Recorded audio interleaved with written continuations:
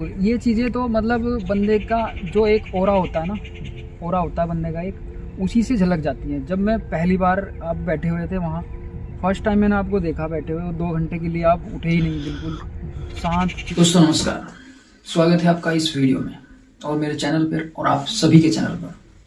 दोस्तों आज का जो टॉपिक है वो है विपश्यना मेडिटेशन सेंटर। जी हाँ, मैं विपश्यना मेडिटेशन सेंटर जाने वाला हूँ, वो भी 10 दिन के लिए। इसका जो एक्सपीरियंस होगा, मेरे साथ घटित होगा कुछ भी, वो सारा कुछ मैं आपको इस वीडियो में शेयर करने वाला हूँ। यहाँ हरिद्वार से मेरठ जाने तक का कितना किराया है, कैसे मैं गया, ये सारा कुछ, और वहाँ की जो बिल्डिंग्स हैं, वहाँ के जो स्ट्रक्चर हैं, वहाँ का जो माहौल है, वो सारा कुछ मैं आपको इसी वीडियो में क्लियर करने वाला हूँ। हरिद्वार से हम जाएंगे सीधा मेरठ बाय ट्रेन। ट्रेन के बाद वहाँ से हम लेंगे एक बस हस्तिनापुर के लिए, जो कि ये सेंटर जो है ये हस्तिनापुर में स्थित है। हस्तिनापुर का जो एक विलेज है, वहाँ से थोड़ा दूरी पर ये बनाया गया है। जंगल तो नहीं, खेतों के बीच में बनाया गया है। जो विलेज है वहाँ से 4-5 किलोमीटर दूर पे ये बनाया गया है। बहुत ही मन था। अब आपको बताऊँ ये यहाँ पे क्यों जा रहा हूँ।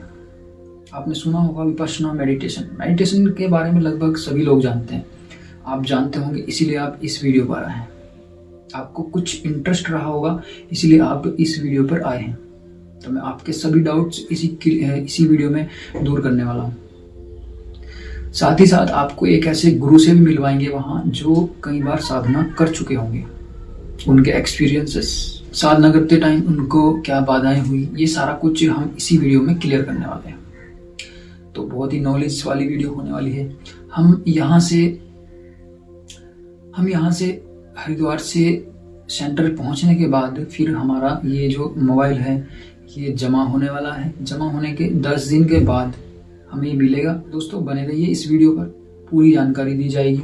और आपको विपश्यना मेडिटेशन जाना चाहिए या नहीं जाना चाहिए, ये मैं खुद का एक्सपीरियंस पहले करूँगा। खुद पे पहले पूरा एक्सपीरियंस करने के बाद फिर आपको सजेस्ट करूँगा कि आपको जाना चाहिए या नहीं जाना चाहिए। आप ये सारे डाउट्स आपके इसी वीडियो में क्लियर होने वाले हैं, तो बने रहिए इस वीडियो में। तो दोस्तों अभी आ चुका हूँ मैं हरिद्वार रेलवे स्टेशन। यहाँ से दोस्तों हरिद्वार से मेरठ जाने का जो किराया है वो है 180 रुपया स्लीपर का।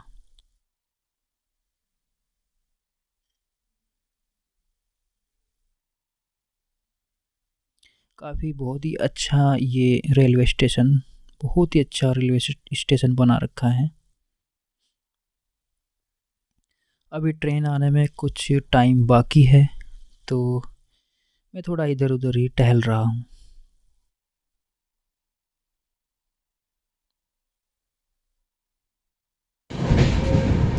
अब हम ट्रेन में बैठ चुके हैं और जा रहे हैं। दोस्तों तो मैं पहुंच चुका हूं विपश्यना मेडिटेशन सेंटर।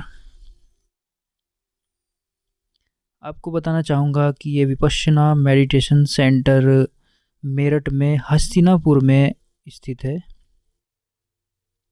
आप देख सकते हैं। और अभी लोगों का आना जाना भी स्टार्ट हुआ है यहाँ। और यहाँ पर आपका फ़ोन वगैरह आज ही से जमा हो जाएगा, आपके पास कोई इलेक्ट्रॉनिक डिवाइस नहीं रहेगी। कुछ फॉर्म वगैरह आपको फिल करने होते हैं यहाँ से। और अब हम मिलते हैं 10 दिन के बाद। दोस्तों आज है 10वां दिन और सभी को उनके मोबाइल दे दिए जा चुके हैं। हमारा मौन भी खुल चुका है, उसके बाद मैं ये वीडियो बना रहा हूँ। अभी हम चलते हैं अंदर और सबसे पहले मैं आपको दिखाने वाला हूँ यहाँ पर जो पुरुषों वाली कैंटीन है, पुरुष भोजनालय। बहुत ही अच्छा माहौल है यहाँ का।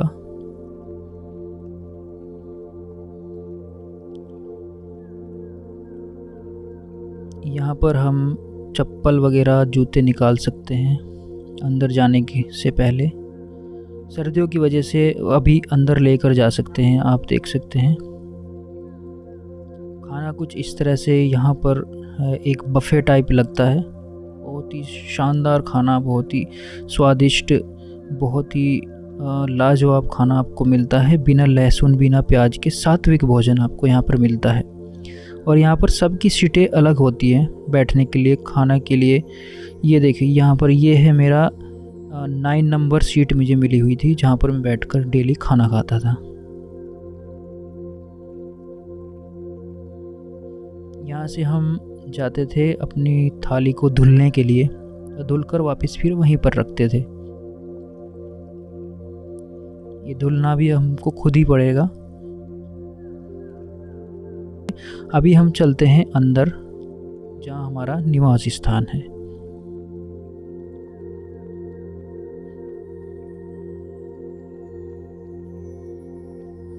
बहुत, आप देख सकते हैं काफ़ी अच्छी जगह है, बहुत शांत वातावरण, पुरुष निवास स्थान। और यहाँ पर टहलते हुए अकेले चलना पड़ता है। ये देखिए, अकेले चलें, वॉक अलोन। आज सभी लोग एक दूसरे से बात कर पा रहे हैं क्योंकि 10वां दिन है, सबका मौन खुल चुका है। और इस तरफ है मेरा रूम। मैं आपको अपना रूम भी दिखाने वाला हूँ। ये है रूम के अंदर का कुछ नज़ारा। एक चेयर और यहाँ ऊपर एक छिपकली जो कि पिछले 10 दिन से अपनी जगह से हिली नहीं है, वो भी ध्यान में मग्न है मुझे लगता है। ये मेरा बेड, रजाई, सब कुछ आपको इनकी तरफ से ही मिलता है। मेरा बैग वगैरह सब रखा हुआ है। और बाथरूम वगैरह यहीं पर अटैच्ड होती है इसी रूम में। शिविर के आवश्यक नियम का एक चार्ट लगा है, उसको आप पॉज करके वीडियो को पढ़ सकते हैं।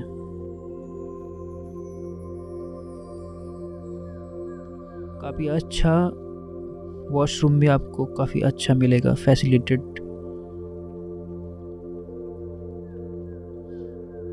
किसी भी बात की आपको यहाँ पे कमी नहीं होने वाली है।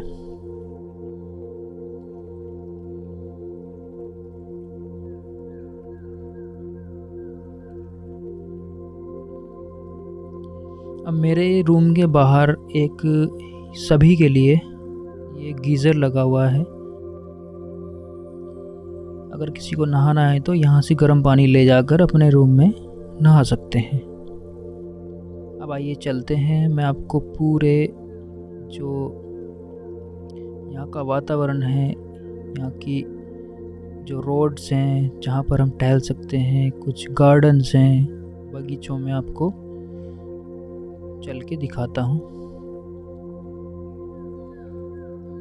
ये सभी के क्वार्टर्स हैं।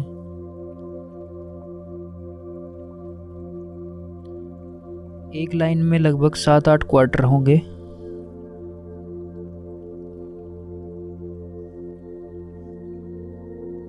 सात आठ क्वार्टर में हर एक क्वार्टर में एक ही बंदा रहेगा।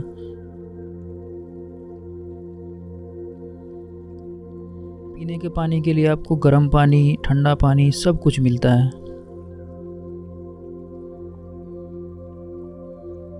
जैसे 31 से 38 का ये वाला लाइन है, ये है वो सड़क जहाँ पर मैं दिन में कई बार जब भी ब्रेक होता था तो टहलता था, चुपचाप बिल्कुल अकेले में। बहुत ही शांति मिलेगी आपको यहाँ।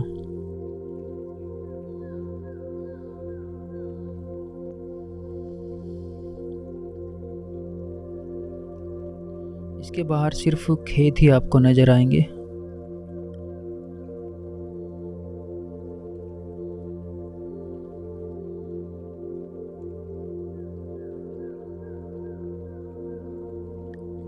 अब ये जो सामने आपको एक रूम नज़र आ रहा है, एक हॉल नज़र आ रहा है, ये है हमारे आचार्य जी का कक्ष। सभी लोग आज बहुत ही खुश हैं क्योंकि आज जो है साधना पूरी हो चुकी है। आज आखिरी दिन है साधना का। सभी टहल रहे हैं और यहाँ पर अपने एक्सपीरियंस शेयर कर रहे हैं। एक दूसरे से अपना एक्सपीरियंस शेयर करते हुए सभी लोग।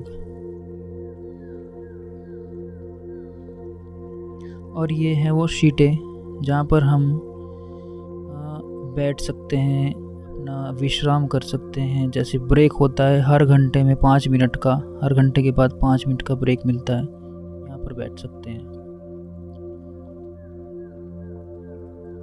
साधक कृपया इस सीमा से बाहर ना जाएं। मतलब ये जो सड़क है दिख रही है, ये सामने कक्ष है आचार्य जी का, इस तरफ कोई किसी को जाने की अनुमति नहीं है। अगर वो बुलाएं तो आप जा सकते हैं। ये वॉशरूम है जो कि धम्म हॉल के पास में बना हुआ है।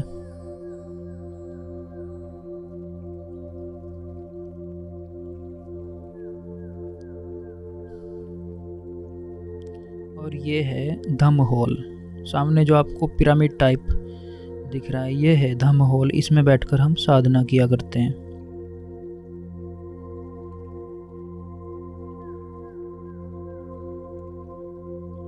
और ये पूरी ज़मीन इधर दूसरी साइड में खाली पड़ी हुई है। अभी जो बाउंड्री लास्ट में दिख रही है उससे भी आगे तक है ये। यहाँ के जो अधिकारी लोग हैं उन्होंने खरीदी है, या अभी और भी बनेगा। अभी जो यहाँ की सीटिंग है वो 100 से 120 130 तक बैठ सकते हैं उस हॉल में। इसी तरह पानी पीने के लिए यहाँ पर भी वाटर कूलर और ये गर्म पानी वगैरह सारा कुछ, पूरी फैसिलिटी आपको यहाँ मिल जाएगी। आपको दूर नहीं जाना पड़ेगा। साधना करने के बाद रेस्ट पर जब आते हैं तो यहाँ से आके आप पानी पी सकते हैं। यहाँ पर बाहर आप बैठ सकते हैं। काफ़ी साफ़ सुथरी जगह, काफ़ी शांत जगह।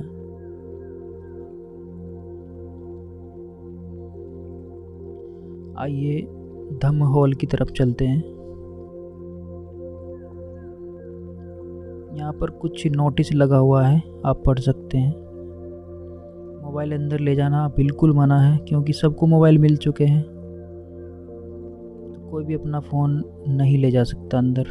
तो इसी वजह से हम अंदर का तो कुछ आपको नहीं दिखा पाएंगे, वहाँ पर ले जाना अलाउड नहीं है। लेकिन बाहर पर जो ये कुछ नोट्स लगे हुए हैं, यहाँ का शेड्यूल वगैरह जो भी है सारा आप इस वीडियो में पॉज करके देख सकते हैं। प्रवचन वगैरह लगे हुए हैं, मेटा डे लगा हुआ है, ये सब कुछ आप वीडियो पॉज करके देख सकते हैं। कुछ भी नया नोटिस होता है तो वो यहाँ पर लगा दिया जाता है। अभी ब्रेक टाइम है, 12:15 अभी बज चुके हैं। 1 बजे फिर से ध्यान शुरू हो जाएगा।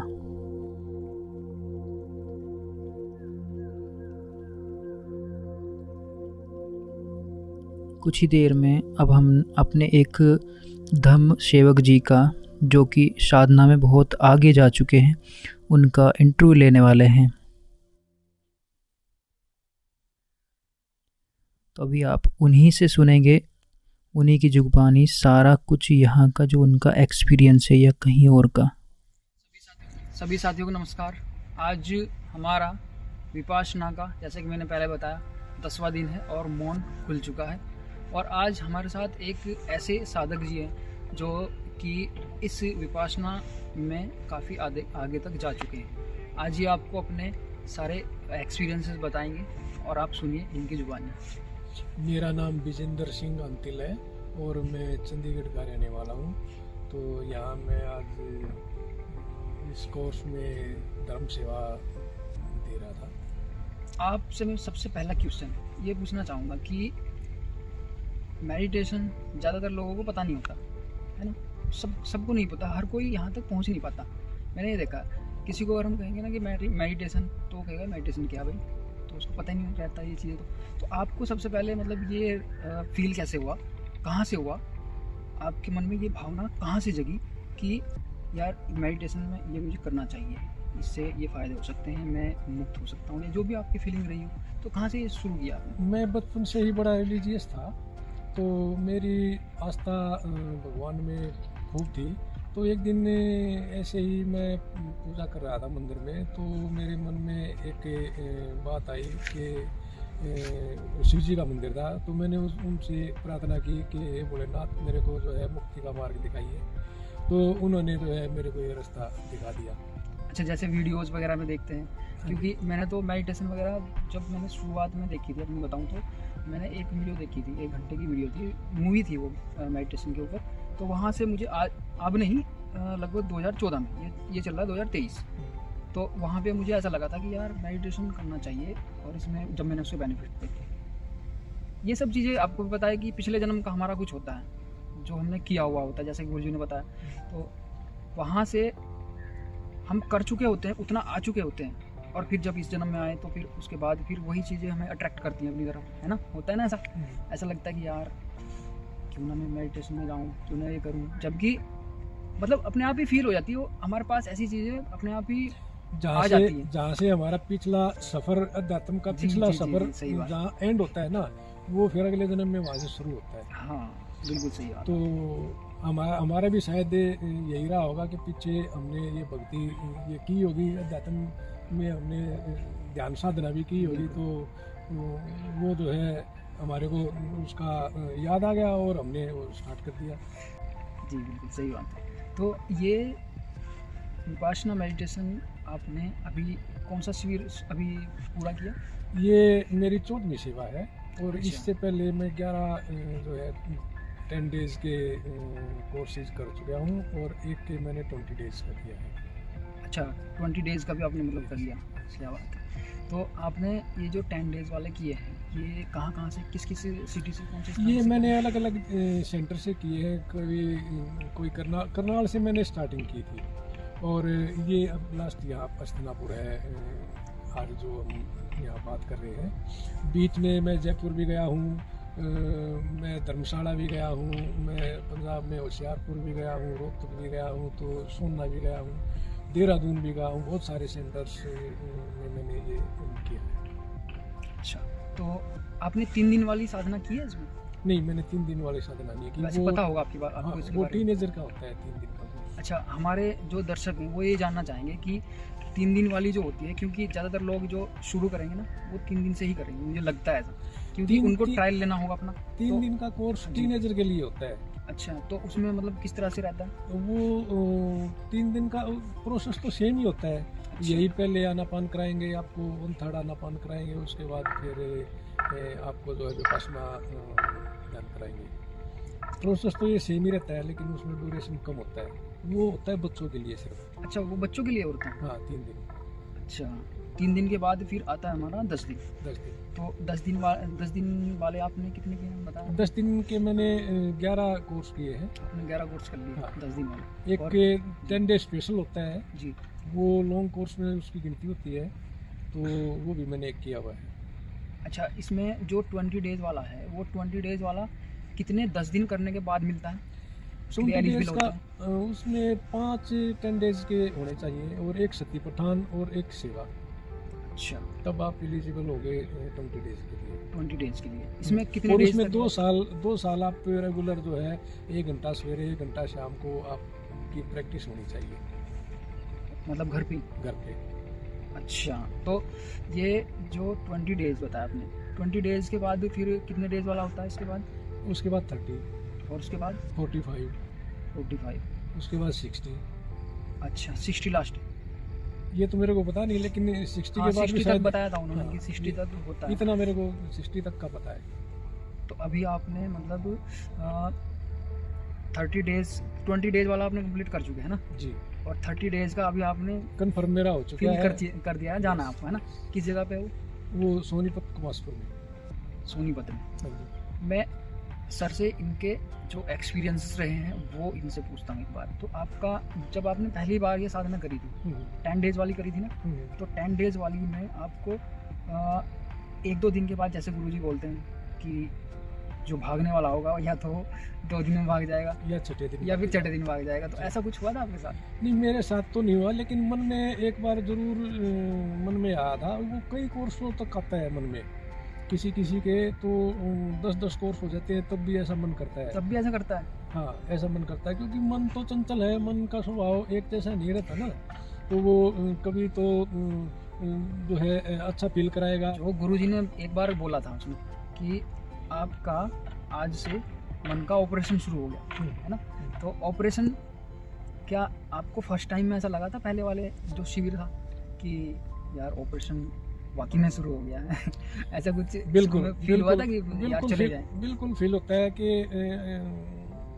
भागने का मन तो करता है, क्योंकि ये मन की आदत नहीं ना अपनी। जो यहाँ आके जो इनका सवेरे 4 बजे से लेके शाम को 9 बजे तक का जो ये टाइमिंग है, तो इतना लंबा ये जो प्रोसीजर है इनका, इसमें जो है सेट जल्दी हो नहीं पाते, क्योंकि हमारा घर पे रूटीन कोई और होता है। हाँ। और यहाँ पे अलग रूटीन है, तो वो दिनचर्या भी बदल जाती है, खाने का टाइम भी बदल जाता है।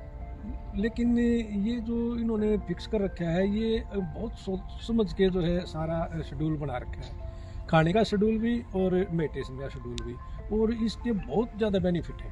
फर्स्ट वाला जो शिविर था आपका, तो उस टाइम पे कुछ ऐसा भी हुआ होगा कि लोग भागे भी होंगे, या कुछ ऐसी कुछ इस तरह की घटना घटी? हाँ, बीच में लोग भागे हैं। कम से कम जो नए साधक होते हैं, नए साधकों में कम से कम 10 से 15% चले जाते हैं वापस। जैसे आज वाले शिविर में गए हैं ना? हाँ, जो इस वाले कोर्स में गए हैं, तो इसमें भी तकरीबन 15 से 20% के बीच में गए हैं। तो वो जो है कुछ तो उसमें इमेच्योर होते हैं। हाँ। वो सिर्फ ये देखने आते हैं कि वहाँ जाके देखते हैं, या वो उनको कोई फोर्सली भेजता है। जब कोई भी साधक अपने मन से आएगा ना, तो वो नहीं जाएगा, वो साधना को वो पूरा कोर्स करके जाएगा। वो ऐसे साधक होते हैं जो उनको या तो पेरेंट्स भेजते हैं, या वो इमेच्योर होते हैं, या उनको पूरा यहाँ के बारे में पता नहीं होता। हाँ, उस दिन जब शिविर में मैं आया, तो एक बंदा ऐसा था, मैंने उससे पूछा कि यार तुमने किया पहले? बोला नहीं, कि हमारे वहाँ दिल्ली में लड़के करते थे, उन्होंने किया कई बार, उनको देख के सुन के मैं यहाँ आ गया। और वो बंदा दूसरे दिन रोने लगा। रोने लगा। वो बेचारा, हंसना तो नहीं चाहिए, लेकिन उसका बेचारे का मन कमज़ोर होगा, तो वो तो रहता ही है, सभी का थोड़ा बहुत रहता ही है, लेकिन उसका ज़्यादा कमज़ोर था, और वो दूसरे दिन यहाँ से चला गया। दूसरे ही दिन वो चला गया। वो कई ऐसे साधक होते हैं जो इमेच्योर होते हैं, वो उनको ना होम सिकनेस होती है, और यहाँ बहुत मतलब याद आती है। यहाँ तो मन का ऑपरेशन है, यहाँ तो जब मन का ऑपरेशन शुरू होता है, तो पीछे जितनी भी घटनाएं घटी होती हैं, वो सारी एक एक करके याद आती है। और जब वो याद आएंगी तो साधक उखड़ जाता है, फिर उसका मन करता है यहाँ नहीं रहना, भाग, क्या करने लगे, है ना, भाग, ये क्या है। जैसे फिर भाग जाती है। जैसे गुरुजी ने बोला था उस दिन कि हमारा ऑपरेशन आज से शुरू हो चुका है, और ये वो वाला ऑपरेशन नहीं है जो हॉस्पिटल में होता है। हॉस्पिटल में आपको ऑपरेशन करने के लिए, मेरा भी पैर का हुआ था, घुटने का, तो एनेस्थीसिया दिया गया था, ये पूरा शून्य हो गया था, लेकिन ये उससे 10 गुना कठिन है। यहाँ पे करने वाले भी आप ही हो, और एनेस्थीसिया नहीं लगा सकते आप, आपको देखना पड़ेगा। ऑपरेशन भी अपना ही होना है, और करना भी अपने आप ही है। करना भी अपने आप ही है। तो ये बात मतलब कहाँ तक सच है, आपको कहाँ तक सच लगती है? ये बिल्कुल सच है भाई। हम खुद का ऑपरेशन खुद ही कर रहे हैं, दूसरा तो कर नहीं सकता, क्योंकि अध्यात्म में जो है हमारा अपना खुद का अनुभव ही हमारे जो है काम आता है। दूसरे का अनुभव तो सिर्फ हमारे को गाइडेंस दे सकता है, लेकिन जब हम करेंगे उसको, तो वो हमारा अपना एक्सपीरियंस होगा, और जो हमारे को मोटिवेट भी करेगा और आगे बढ़ेंगे। जो पहली सेवा थी मेरी, उसमें मेरे को किसी ने मोटिवेट किया था कि आप सेवा करो, सेवा से जो है आप में सहन शक्ति बढ़ेगी, सहनशीलता बढ़ेगी, और आप मैत्री की भावना आएगी, आप का जो मन है वो उसमें करुणा भी जागृत होगी। तो ये उससे मोटिवेट होगी, मैंने पहली सेवा की, और मैंने कोर्सों से ज़्यादा सेवा की है, और उसका मेरे को बहुत अच्छा रिजल्ट मिला। बहुत अच्छा रिजल्ट मिला। मन को जो है निर्मल करने का बहुत बढ़िया तरीका है कि आप जो है वहाँ सेवक के रूप में जाओ और वहाँ सेवा दो। बिल्कुल, जैसे कि ये सेवा से मुझे याद है, 2 फायदे होंगे, एक आप साधना भी कर लोगे और सेवा भी कर लोगे। एक आपकी पारमी बढ़ेगी। गुरुजी अपने उसमें डिस्कोर्स में बताते हैं कि जो है 10 पारमियाँ होती है, तो उसमें एक दान की पार भी है, तो हम ये जो है धर्मदान में सहायक हो रहे हैं। बिल्कुल, ये चीज़ें तो मतलब बंदे का जो एक ऑरा होता है ना, ऑरा होता है बंदे का एक, उसी से झलक जाती है। जब मैं पहली बार आप बैठे हुए थे वहाँ, फर्स्ट टाइम मैंने आपको देखा बैठे हुए, 2 घंटे के लिए आप उठे ही नहीं, बिल्कुल शांत चित्त एकदम। और मतलब मैंने देखा यार बंदा ऊपर से तो बड़ा कठोर है यार। और फिर अभी जब मैंने आपको आज बोला इंटरव्यू के लिए, तो आपने मतलब खुद से अपनी तरफ से ही बोल दिया, और लोगों से भी बोला मैंने करने के लिए, तो उन्होंने तो मतलब वो डर गए, मना कर दिया उन्होंने। आपने तो मतलब मैंने देखा कि यार ऊपर से बड़े कठोर हैं लेकिन अंदर से दिल बहुत ही अच्छा है, तो ये चीज़ मुझे बहुत अच्छी लगी। तो ये चीज़ें आती हैं, मतलब जब हम करते हैं ये विपासना मेडिटेशन, तो अंदर से आती चली जाती है। जैसे आपने बताया 14 बार आपने सेवा दी है, तो 14 बार सेवा देने में आप मतलब बहुत कुछ चेंजेस आए होंगे, है ना? बहुत, इससे ना एक तो जो मन है बड़ा निर्मल होता है, दूसरा एक मैत्री भावना बढ़ती है, तीसरा जब हम किसी की सेवा करते हैं तो मन मोद से भर जाता है। जैसे किसी की मदद करके हमारे को खुशी होती है ना, हाँ, तो वो सारा कुछ खत्म होता चला जाता है, अहंकार पिघल जाता है। अहंकार तो यहाँ वैसे ही पिघल जाता है, क्योंकि हम यहाँ किसी के दिए दान पे जो है 10 दिन अपना गुजारा करते हैं। मुझे ये चीज़ पता नहीं थी कि हम भिक्षु हैं। और यहाँ तो 10 दिन भिक्षु ही रहते हैं। जब कल गुरुजी ने बोला कि हम यहाँ पे भिक्षु हैं और ऐसे दूसरे के दिए हुए दान पे, मतलब ये चीज़ मैं समझता हूँ, वो सही बात है बिल्कुल। तो कल मुझे फील हुआ कि यार वाकई में हम तो यहाँ भिक्षु वाला मतलब जीवन ये जी रहे हैं। अब वैसे तो यहाँ की जो फैसिलिटी है बहुत ही बढ़िया है। आप खाना देखोगे तो ऐसा खाना कहीं दिखेगा भी नहीं आपको, इतना बढ़िया खाना, सब कुछ बढ़िया। फैसिलिटी वो इसलिए होता है कि नए साधक आएंगे यार, पता नहीं घर पे क्या खाते होंगे, कितना अच्छा खाते होंगे, देख के ही भाग जाएंगे, कभी लगेगा कि यार ये तो उबला हुआ सारा कुछ। तो उस वजह से मजबूरी में इनको भी ऐसा मतलब इतना फैसिलिटेड खाना देना पड़ता है। हर सेंटर में लगभग डे वाइज एक जैसा ही खाना अच्छा, मिलता है। सब जगह एक ही जैसा मिलता है? हाँ, एक जैसा ही मिलता है। और ये जो शेड्यूल रहता है सुबह से लेकर 4:30 से ये भी सब रात के 9:30 बजे तक सब में सारा बराबर रहता है? सब बराबर। तो वो जो 20 दिन का जो शेड्यूल रहता है, 20 दिन का जो कोर्स का जो शेड्यूल है, शेड्यूल तो सेम ही है, वही 4 बजे से लेकर 9 बजे तक, और वही सवेरे और दोपहर का भोजन।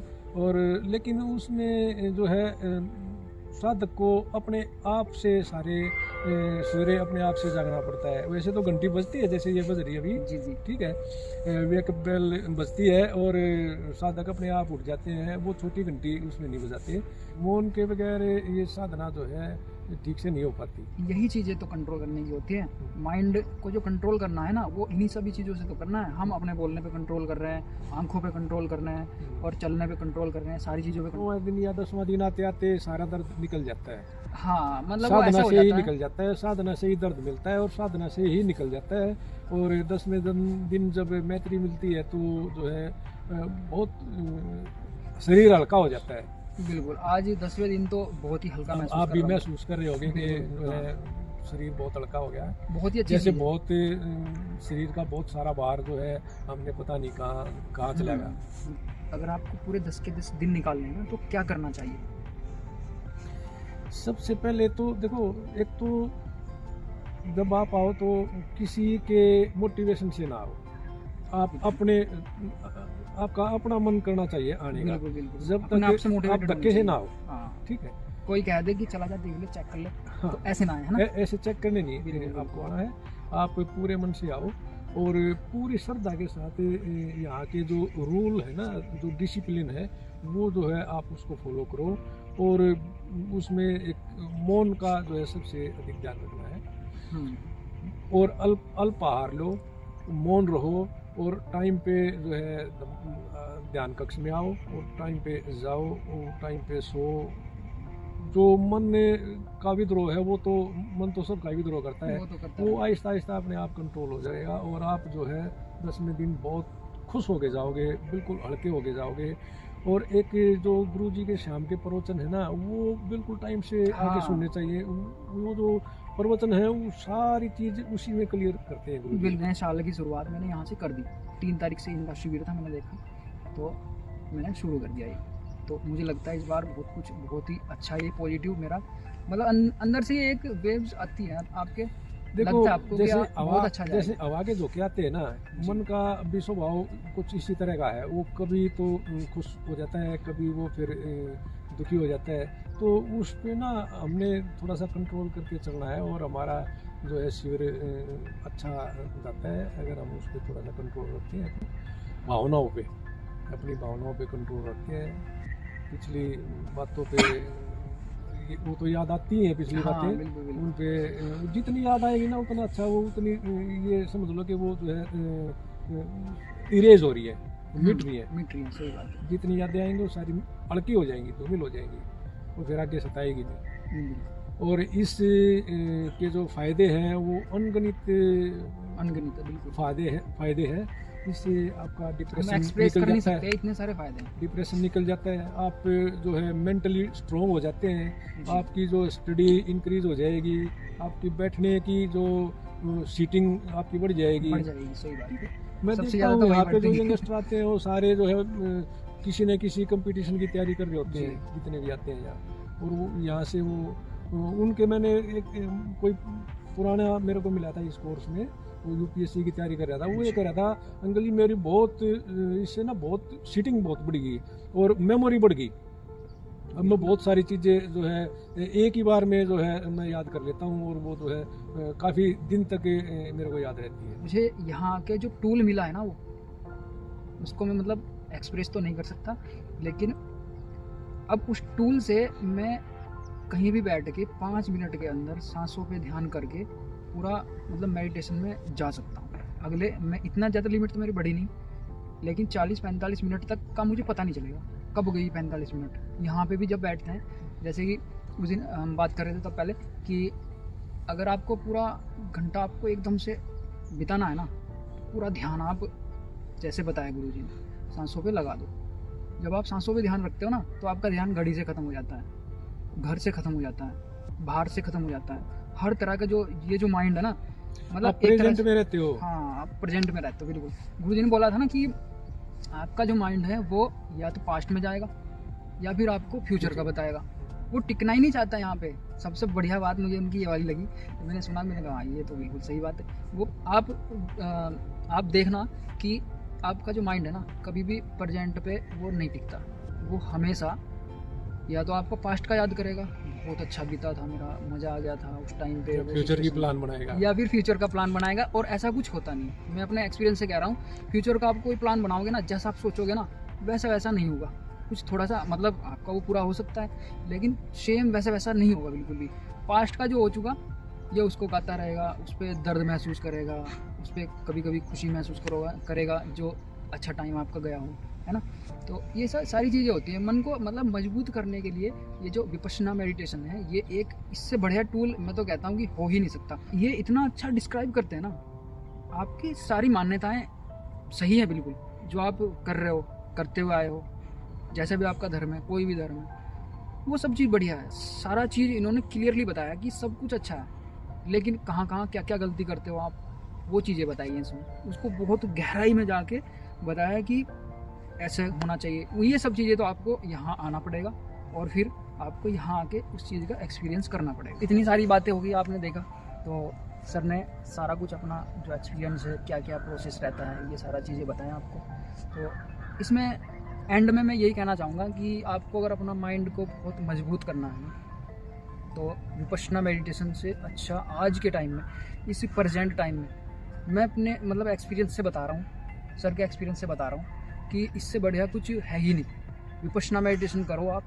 आपका माइंड, अगर आप बहुत कमज़ोर हो ना, तो आप भाग जाओगे तीसरे दिन ही, आप दूसरे दिन ही भाग जाओगे, क्योंकि वो माइंड ही भगाता है। आप समझना, यहाँ पे आके जो समझदार होगा ना, वो इस चीज़ को समझ जाएगा कि भाग क्यों रहा हूँ मैं, किस वजह से भाग रहा हूँ मैं। मेरे पे जब ये चीज़ें आई तो मैंने हमेशा ये सोचा कि यार ये मन ही तो है जो तुझे भागने के लिए बोल रहा है। मैं अपनी बता रहा हूँ क्योंकि मेरा फर्स्ट टाइम था। तो एंड में मैं यही बोलना चाहूँगा, अभी हमारा साधना का टाइम भी हो रहा है, आज 10वां दिन है, क्योंकि तो आज ही हमारा मौन खुला था जैसे कि मैंने बताया। तो अभी हमारी साधना होनी है, वो बहुत ही ज़रूरी है। तो आज इस वीडियो को अब हम यहीं पे समाप्त करते हैं। तो किसी को अगर क्वेश्चन पूछना हो सर से, तो आप वो कमेंट में लिख सकते हैं। धन्यवाद।